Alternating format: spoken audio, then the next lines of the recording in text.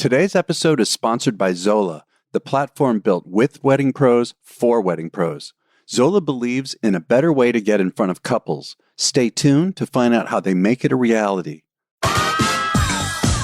Hey, it's Andy, and this is The Wedding Biz. So 2 weeks ago, during my intro for Rishi Patel's episode, I talked about how I've been feeling somewhat creatively stale and wanting to shake things up. And in last week's episode, during my intro for Jennifer Zabinski, I talked about what I did in order to shake things up, and boy, did I shake things up. So if you've heard those episodes, then you know that I signed up for a comedy class in which the graduation is performing 5 minutes of stand-up in front of the public. And I've come up with a story that I want to tell, and there's a lot to remember. And so I've been feeling pretty anxious about it. And I believe there are no coincidences and just tons of serendipity going on at all times. You just have to be open to receiving it.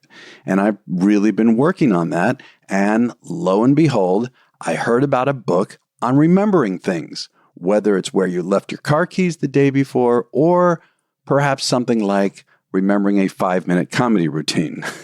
How about that? And the book is called Ageless Memory by Harry Lorraine.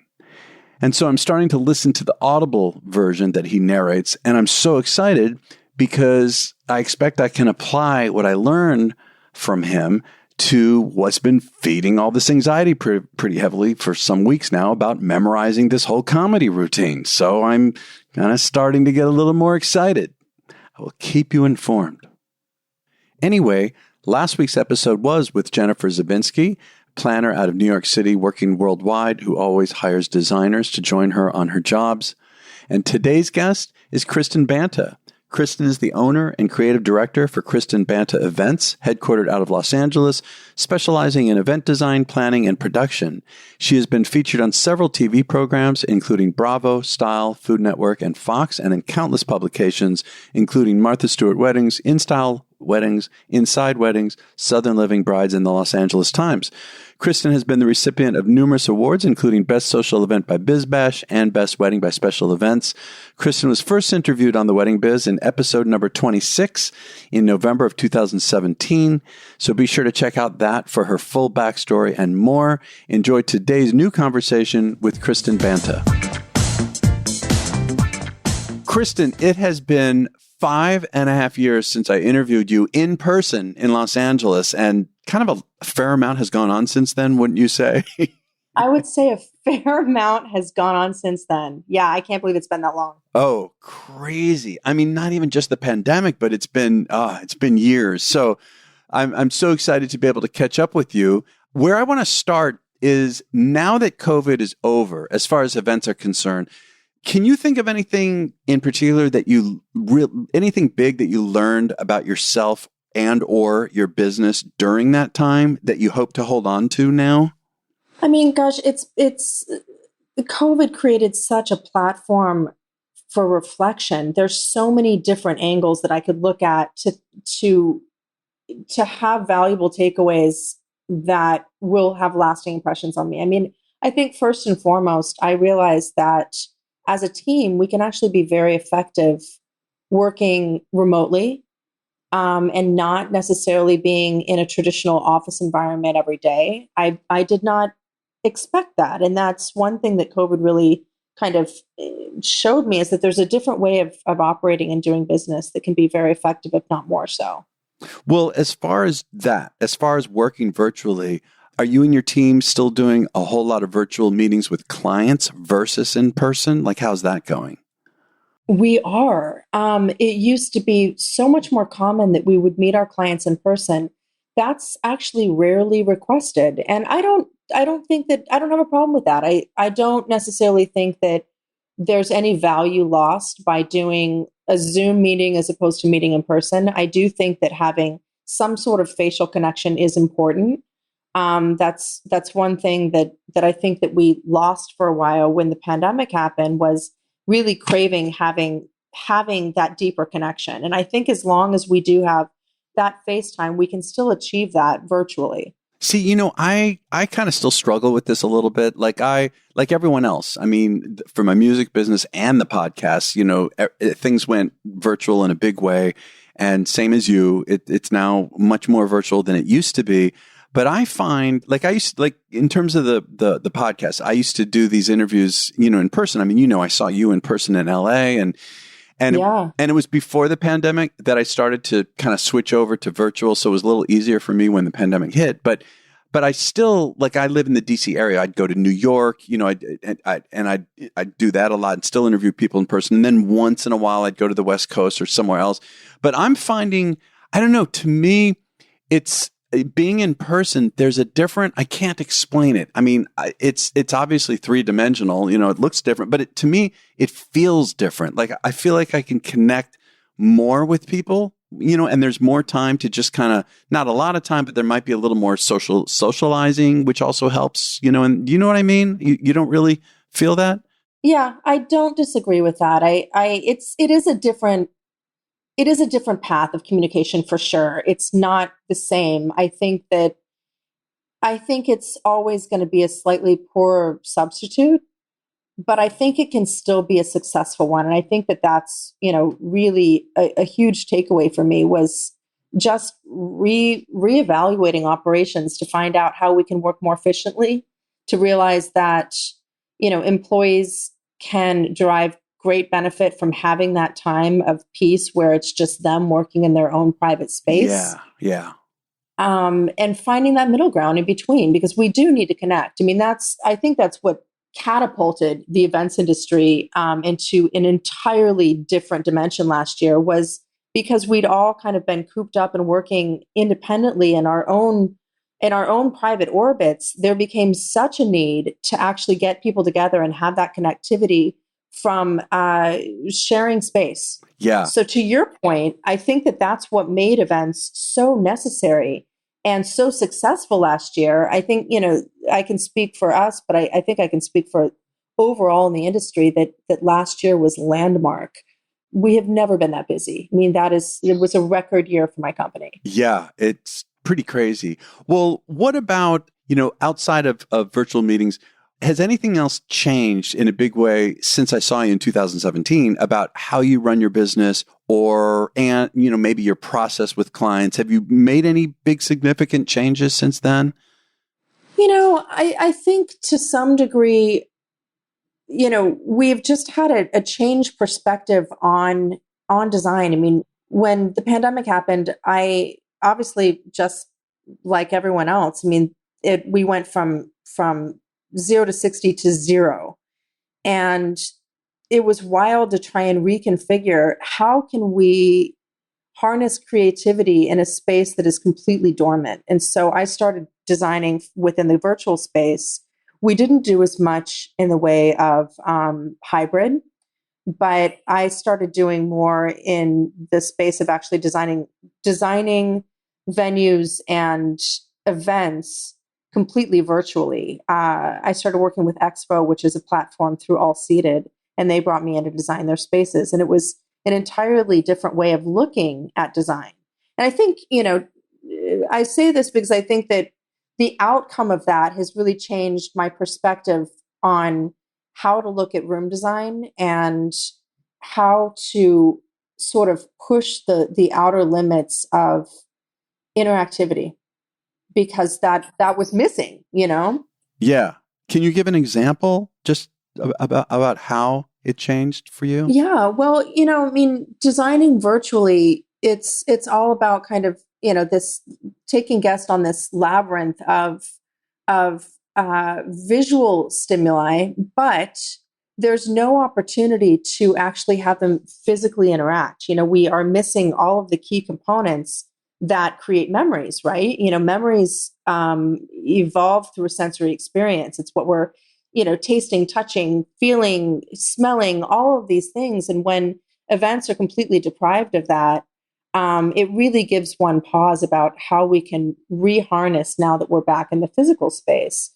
So we're leaning a lot more on transitioning guests from space to space, utilizing, sensory impact greater than ever with respect to engaging our culinary partners in a collaborative experience with this wonderful opportunity we have with food and beverage, in addition to, creating tactile experiences for guests to actually physically engage with. Ooh, I like that. Is there one in particular that, you really remember in terms of a tactile experience? Yeah, I mean, we had coming right out of the pandemic, one of our first events was the premiere after party for The Eyes of Tammy Faye. The film's, I don't know if you're familiar, but the film is about Tammy Faye Baker, and, she was a televangelist.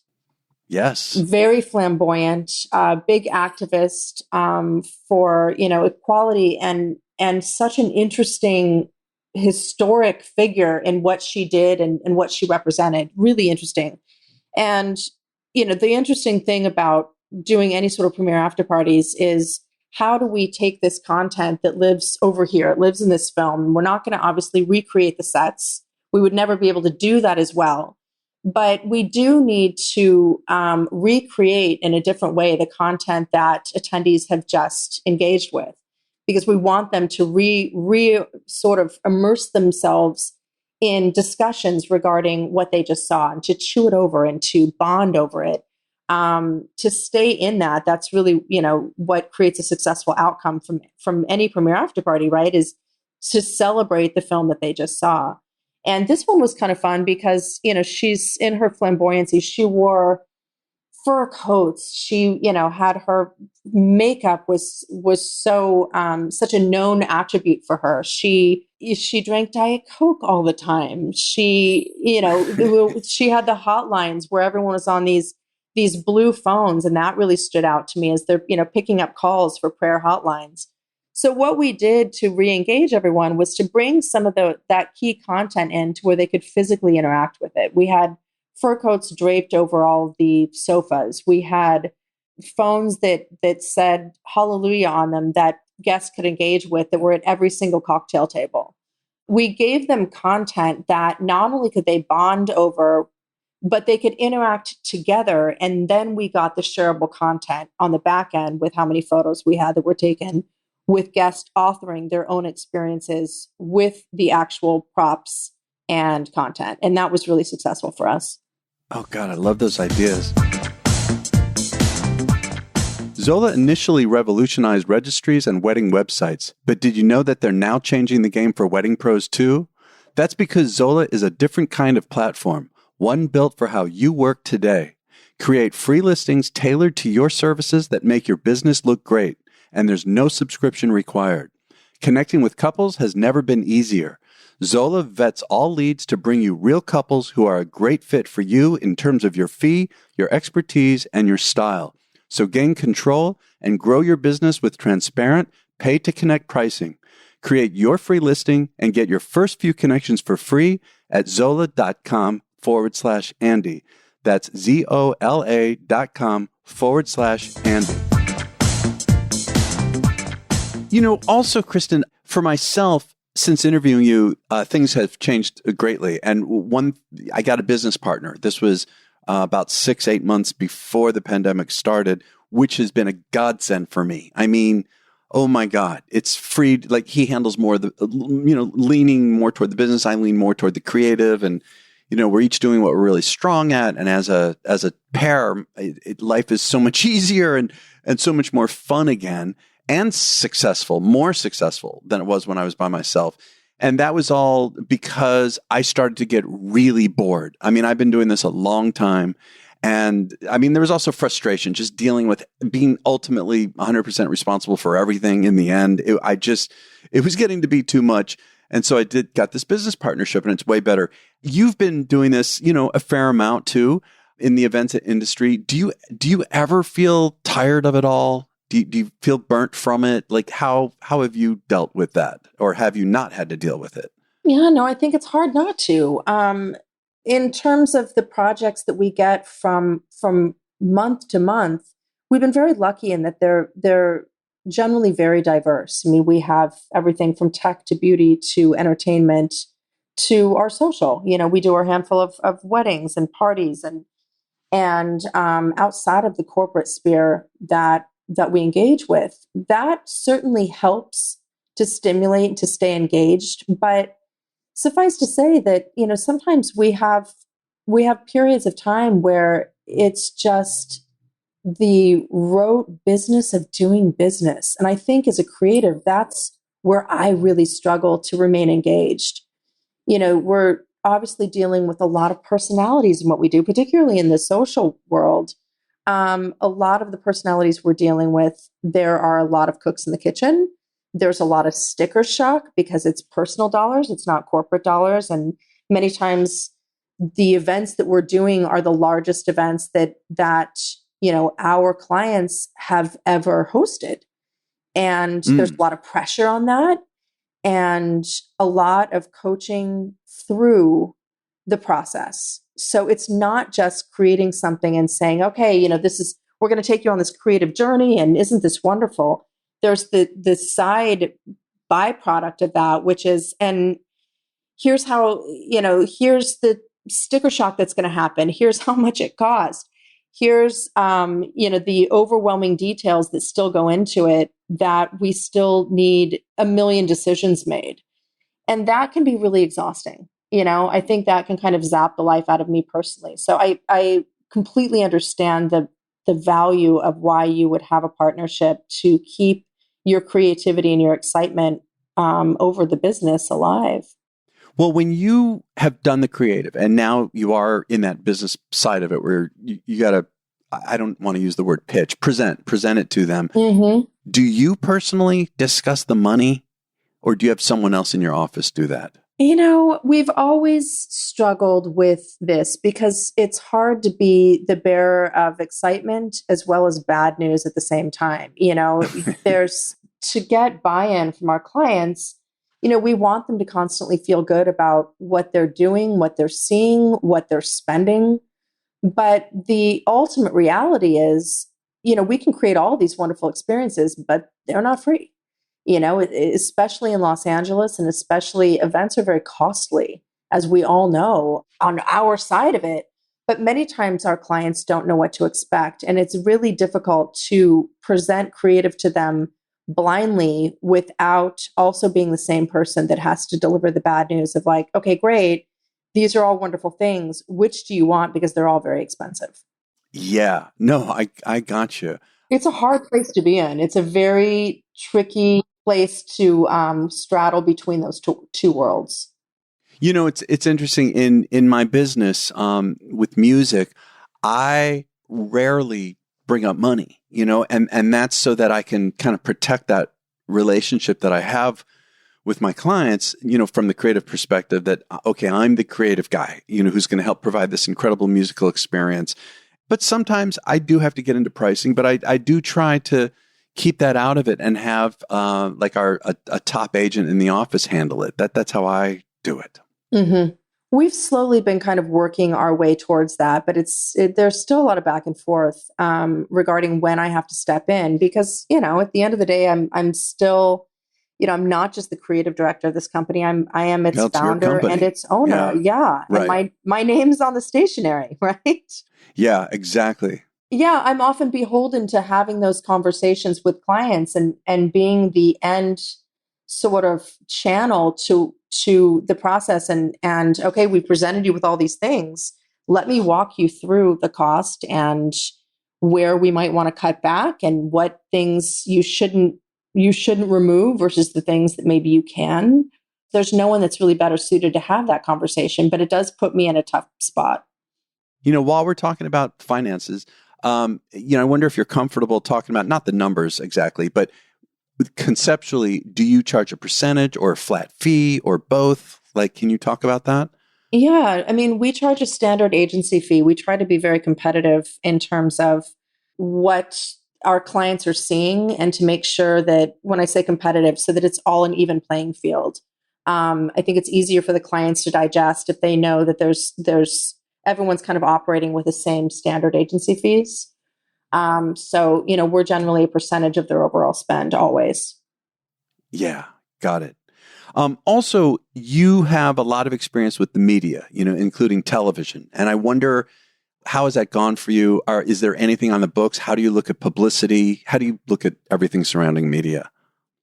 Yeah, I mean, I obviously had a big sort of television go of it for a while there. I mean, I think I had 5 different development deals with 4 or 5 different shows. And jeez. Yeah, I mean, I had a pretty good run there. It served its purpose and its moment of time, I think, to really launch what I believe, in terms of what my point of view is creatively, into, a more public forum, which was very, very successful for us as a company. But it was really exhausting. And I think for me as a very private person, it really stretched me and pushed me to have more of a presence within this public forum. But it definitely is an entirely full job outside of running a company and designing events for my company. And I think it got to a place where it was just too difficult to manage both. But we had reaped the rewards of kind of having that presence within the televised event space, which was excellent. So we've kind of changed our game a little bit with respect to, how we market the company. We are very much word of mouth. We do not advertise, but I do have a presence still in conference forums to make sure that we're still being recognized as a thought leader. And I think that's really important. Yeah, I think that is really critical to be able to distinguish yourself as a thought leader in this massive industry. I agree. I think that's a great way to go. So before we end this, what are you excited about? What do you have, whether it's short-term, long-term? What are you feeling really creatively jazzed about? This year, I think, offers some really cool opportunities with again, continued diversity with our roster and what we're seeing coming down the pipeline. Last year was incredibly inspirational to see the value that the marketplace found for doing events and what instigating connectivity can do for brands. That was really exciting to see brands really harnessing the opportunities that come from events and interactivity. I look forward to seeing more of that this year, because the more we can engage with our clients to instigate that excitement over getting people together and having them bond over shared content is just a really cool thing that we can do with events. Yeah. And last year was a turning point. So though it's kind of a general way of answering that question, I'm really excited to see how that continues to evolve, because it was such a landmark year in that thought process from transitioning attendees from remote to togetherness again. Yeah. Well, that's exciting. That is exciting. And God, Kristin, it's just so good to catch up with you like this. I'm so happy you had such a good year last year, and I wish you all the best this year. Thanks for taking the time. It's always such a pleasure chatting with you. Thanks for having me. Thank you for listening to my conversation with Kristin Banta. If you enjoyed this episode, don't keep it to yourself. Please share it with a friend. You can check out her website, which is kristinbanta.com. And you can find her on social media on Instagram and Facebook at Kristin Banta Events. And remember to go to zola.com/Andy to create your free listing and get your first few connections for free. And finally, next week's guest is going to be a revisit of my first interview with Debbie Geller, popular planner designer out of Los Angeles. And finally, if you could subscribe to The Wedding Biz so you know when new episodes drop. And you can also find us particularly on Instagram at The Wedding Biz. And we'll catch you next week.